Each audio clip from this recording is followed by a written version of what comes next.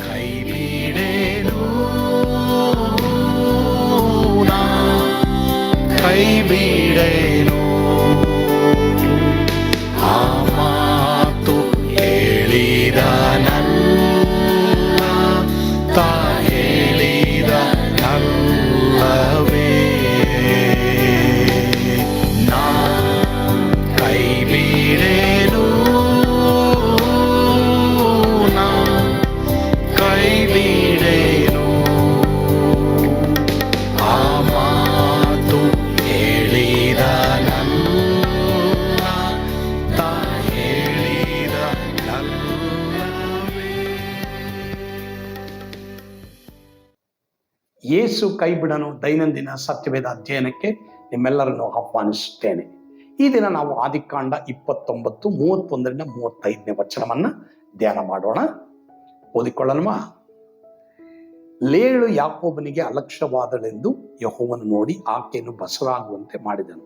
ಆದರೆ ರಾಹೇಲಳು ಬಂಜೆಯಾಗಿದ್ದಳು. ಲೇಯಳು ಗರ್ಭಿಣಿಯಾಗಿ ಗಂಡು ಮಗುವನ್ನು ಹೆತ್ತು, ಯೆಹೋವನು ನನ್ನ ವ್ಯಥೆಯನ್ನು ನೋಡಿದ್ದಾನೆ, ಇನ್ನು ಮುಂದೆ ನನ್ನ ಗಂಡನು ನನ್ನನ್ನು ಪ್ರೀತಿಸಿಕೊಂಡು ಎಂದೇಳಿ ಅದಕ್ಕೆ ರೂಬೇನ್ ಎಂದು ಹೆಸರಿಟ್ಟಳು. ಆಕೆ ತಿರುಗಿ ಗರ್ಭಿಣಿಯಾಗಿ ಗಂಡು ಮಗುವನ್ನು ಹೆತ್ತು, ನಾನು ಗಂಡನ ಅಲಕ್ಷ್ಯಕ್ಕೆ ಗುರಿಯಾದನೆಂದು ಯೆಹೋವನು ತಿಳಿದಿದ್ದರಿಂದ ಈ ಮಗುವನ್ನು ದಯಪಾಲಿಸಿದನೆಂದು ಹೇಳಿ ಅದಕ್ಕೆ ಸಿಮೆಯೋನ್ ಎಂದು ಹೆಸರಿಟ್ಟಳು. ಆಕೆ ತಿರುಗಿ ಗರ್ಭಧರಿಸಿ ಗಂಡು ಮಗುವನ್ನು ಹೆತ್ತು, ಈಗಲಾದರೂ ನನ್ನ ಗಂಡನು ನಾನು ಒಂದಾಗಬೇಕು, ಅವನಿಗೆ 3 ಮಂದಿ ಗಂಡು ಮಕ್ಕಳನ್ನು ಎತ್ತಿದ್ದೇನಲ್ಲ ಎಂದು ಹೇಳಿ ಅದಕ್ಕೆ ಲೇವಿ ಎಂದು ಹೆಸರಿಟ್ಟಳು.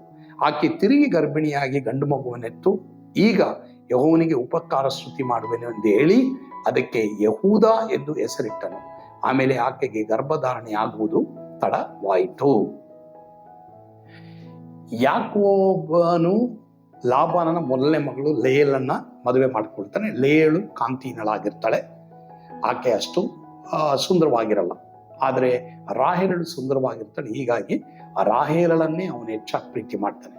ಆದರೆ ದೇವರು ಇದನ್ನ ನೋಡ್ತಾ ಇರ್ತಾರೆ. ಯಾಕೋಬನಿಗೆ ಲೇಯಳು ಅಲಕ್ಷ್ಯವಾದಲೆಂದು ತಿಳಿದು ದೇವರು ಏನ್ ಮಾಡ್ತಾರೆ, ರಾಹೇಲಳ ಗರ್ಭವನ್ನ ಮುಚ್ಚಿ ಲೇಯಳಿಗೆ ಮಕ್ಕಳಾಗುವಂತೆ ಮಾಡ್ತಾರೆ. ಲೇಯಳಿಗೆ ರೂಬೇನ ಮಾತ್ರವಲ್ಲದೆ ಸಿಮಿಯೋನ ಮಾತ್ರವಲ್ಲದೆ ದೇವರು ಯಹೂದ ಮಾತ್ರವಲ್ಲದೆ ಲೇವಿ ಎಂಬ ಮಕ್ಕಳನ್ನ ದೇವರು ಲೇಯಳಿಗೆ ಕೊಡ್ತಾರೆ. ಒಂದಾದ್ಮೇಲೆ ಒಂದು. ಪ್ರಿಯ ದೇವರ ಮಕ್ಕಳೇ, ನಮ್ಮಲ್ಲಿ ಯಾವಾಗ ಹೊಟ್ಟೆ ಕಿಚ್ಚಿರ್ತದೋ ದೇವರು ನಾವು ಯಾರ ಮೇಲೆ ಹೊಟ್ಟೆ ಕಿಚ್ಚು ಪಡ್ತೀವೋ ಅವರನ್ನ ಆಶೀರ್ವಾದ ಮಾಡ್ತಾನೆ ಇರ್ತಾರೆ. You got to deal with your jealousy. ನಮಗೆ ಜಲಸ್ ಇರುವುದಾದ್ರೆ, ಹೊಟ್ಟೆ ಕಿಚ್ಚಿರೋದಾದ್ರೆ ಅದ್ರ ಬಗ್ಗೆ ಪ್ರಾರ್ಥನೆ ಮಾಡಿ ಮಾಡಿ ಮಾಡಿ ಮಾಡಿ ದೇವರೇ, ನಾನು ಮತ್ತೊಬ್ಬರಿಗೆ ನೀನು ಆಶೀರ್ವಾದ ಮಾಡಿದಾಗ ದೇವರೇ ಅವರ ಬಗ್ಗೆ ನಾನು ಸಂತೋಷ ಪಡುವ ಹಾಗೆ ನನಗೆ ಕೃಪೆ ಕೊಡು ದೇವರೇ ಅಂತ ಕೇಳಿ. ಒಂದು ವೇಳೆ ನಾವು ಯಾವಾಗ ಯಾವುದೇ ಮನುಷ್ಯರನ್ನ ಅಲಕ್ಷ್ಯ ಮಾಡ್ತೀವೋ ದೇವರು ಏನ್ ಮಾಡ್ತಾರೆ, ಖಂಡಿತವಾಗಿ ಅವ್ರನ್ನ ಆಶೀರ್ವಾದ ಮಾಡ್ತಾರೆ. ಯಾಕೆ ಗೊತ್ತಾ? ದೇವರು ಎಲ್ಲರನ್ನು ಸರಿಸಮಾನವಾಗಿ ಪ್ರೀತಿ ಮಾಡುವಂತ ದೇವರು. ಎಲ್ಲ ಮನುಷ್ಯರು ಆತನ ಸ್ವರೂಪಕ್ಕೆ ಸರಿಯಾಗಿ ಸೃಷ್ಟಿ ಮಾಡಲ್ಪಟ್ಟವರು. ಹೀಗಾಗಿ ಈ ಲೋಕದಲ್ಲಿರುವಂತಹ ಪ್ರತಿಯೊಬ್ಬೊಬ್ಬರು ಪ್ರಿಯರೇ, ಪ್ರತಿಯೊಬ್ಬೊಬ್ಬರು ದೇವರ ಸ್ವರೂಪದಲ್ಲಿ ಸೃಷ್ಟಿ ಮಾಡಲ್ಪಟ್ಟಿರುವುದರಿಂದ ಯಾರನ್ನೂ ನಾವು ಅಲಕ್ಷ್ಯ ಮಾಡದೆ, ಯಾರಿಗೂ ಬೆನ್ನು ತೋರಿಸದೆ ನಾವು ಅವ್ರನ್ನ ಪ್ರೀತಿ ಮಾಡುವಂತ ಒಂದು ಹೃದಯವನ್ನ ನಾವು ಪಡೆದುಕೊಳ್ಳೋಣ. ಇಲ್ಲಿ ನಾವು ನೋಡ್ತೀವಿ, ರಾಹೇಲಳಿಗೆ ಮಕ್ಕಳಿಲ್ಲ. ಯಾಕಂದ್ರೆ ಈ ಯಾಕೋಬನು ಲೇಯಳನ್ನ ಅಲಕ್ಷ್ಯ ಮಾಡ್ತಾನೆ, ಆದ್ರೆ ದೇವರ ಅಲಕ್ಷ್ಯ ಮಾಡಲ್ಲ.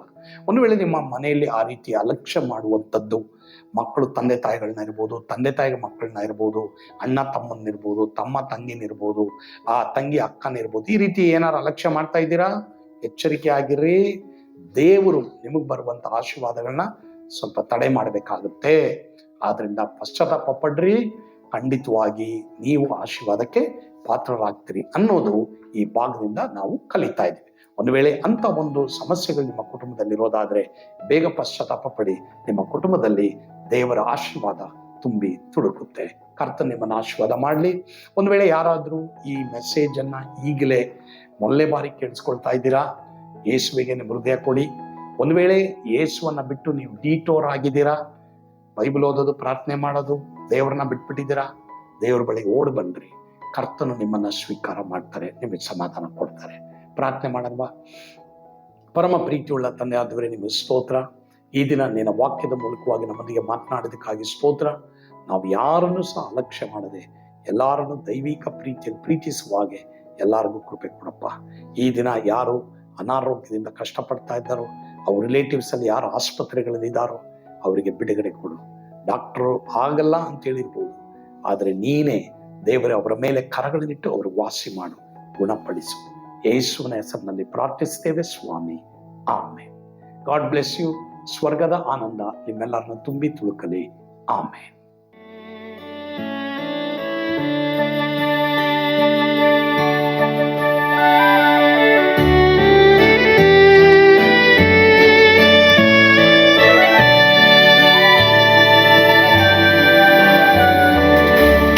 ಎಂತ ಅದ್ಭುತವಾದ ದಿನ, ನಾನೆಂದಿಗೂ ಮರೆಯೇನು.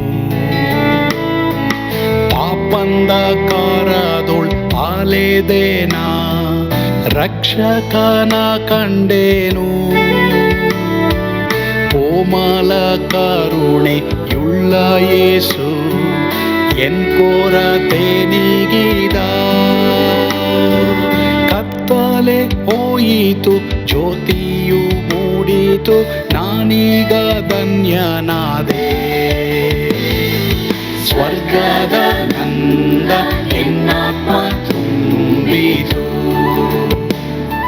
ಶಿಲುಬೆನಾಗ ಎನ್ ಸ್ವಸ್ಥ ಕೈದನು.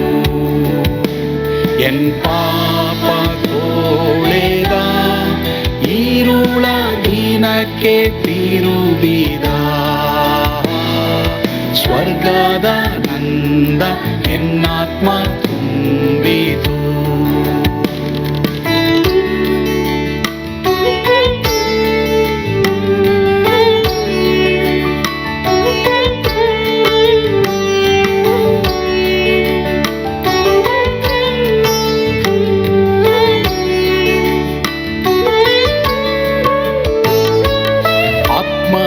ನೂತನ ಜನ್ಮದಿಂದ ದೇವಪುತ್ರನಾದೇನು. ನೀತಿ ನಿರ್ಣಯವ ಹೊಂದಿದೇನು, ಭಾಗ್ಯವಂತನಾದೇನು. ಪಾಪಾತ್ಮನಾಗಿ ನಾ ಬಂದಾಗಲೇ ಆಶೀರ್ವಾದ ಸಿಕ್ಕಿತು. ಕೃಪೆಯ ಮೂಲವೇ ರಕ್ಷಣೆ ಹೊಂದಿದೆ, ಸುನಾಮ ಕೊಂಡಾಡುವೆ.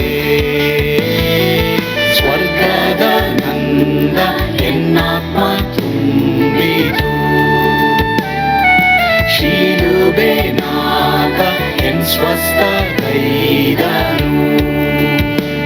ಎನ್ ಪಾಪ ತೋಳೆದ, ಈರುಳ ದಿನಕ್ಕೆ ತಿರುಗಿದ.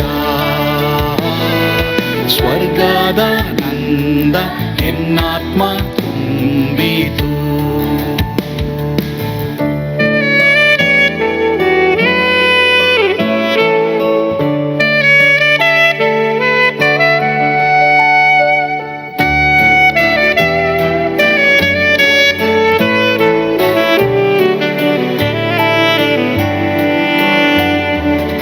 ಅನಂತ ನಿರೀಕ್ಷೆ ಏನಾಗಿದೆ, ಕಾಲವು ತೀರಲಾಗಿ.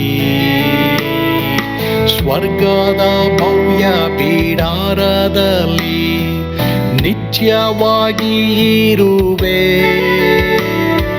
ಶಿಲುಬೆ ನನಗೆ ಆಶ್ರಯವೇ, ನಂಬಿಕೆಗಾಧಾರವೇ. ನಿತ್ಯ ಐಶ್ವರ್ಯವ ದಿವ್ಯಾಶೀರ್ವಾದವ ಕರ್ತ ಇವನೇ ನಗೆ. ಸ್ವರ್ಗದ ನಂದ ಎನ್ನಾತ್ಮ ತುಂಬಿತು, ಶಿಲುಬೆನಾಗ ಎನ್ ಸ್ವಸ್ಥ ಕೈದನು. ಎನ್ ಪಾಪ ತೋಳೆದ, ಈರುಳ ದಿನಕ್ಕೆ ತಿರುಗಿದ.